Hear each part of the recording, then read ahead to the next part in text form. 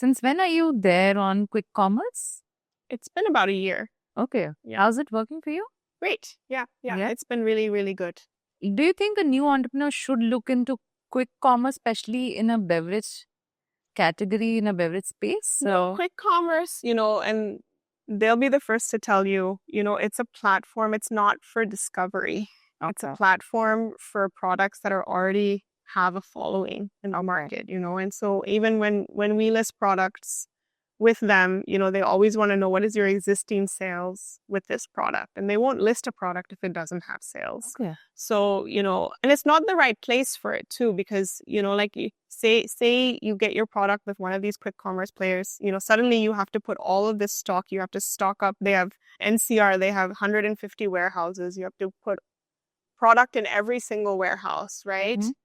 That's a huge scale for a beverage. Yeah, you have to put a lot of product instead of Like a right? healthy beverage. Yeah, brand. it's a lot. It's a lot of product. And then, if nobody knows about it, who's going to order it? Yeah. Because it's not really, sometimes you go on Blinkit or Instamart and you scroll and you kind of look and see what's here. But most of the time, you just search for what you want. And so it's really important, like when you're starting a business, like these companies, they're maxed out. They don't have lots of extra space to be listing new brands. So it's unless you already have a lot of traction in the market. Is it like the price sensitive product may work better on a quick commerce? I was just wondering, like, say I want to start and I make new kombucha. It's only for 70 rupees now. It's even more competitive. Forget about the health aspect of it.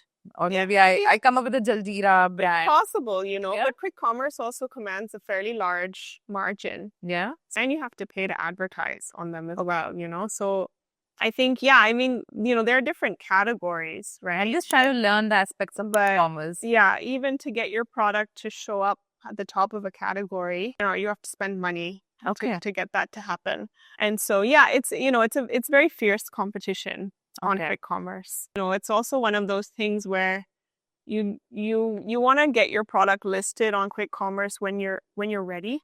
Because if you list it and it doesn't move, then your chance is over.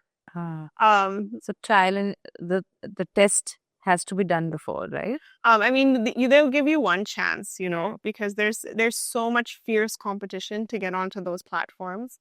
It's very challenging. I don't think unless you're, super you or something like that, right? And you're like a Bollywood actor and you have crores and crores of money to sort of like convince them to list your product when it hasn't sold anywhere else before. I don't think that, like quick commerce is a launch strategy. Okay. Unless you have like a 10 crore rupee marketing budget, in which case.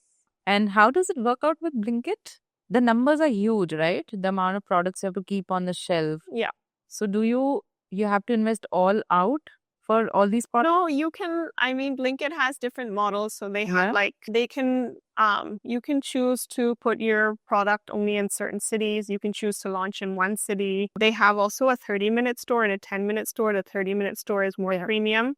So you can choose to put your products only in the 30-minute store. But you still have to put a lot of product into the system. The system only works if there's product everywhere, right? That's the beauty of it. Yeah. It also means that there's a certain amount of cash flow, when you list in a company, like in a quick commerce company, that cash flow, that working capital has to be allocated to that business. Okay. And it's always going to be allocated to that business. Yeah. Okay. So you had to keep certain cash flows available for you to get onto quick commerce, right? Yeah. And when you say shelf life, because a product that is live will also have a limited shelf life. Yeah.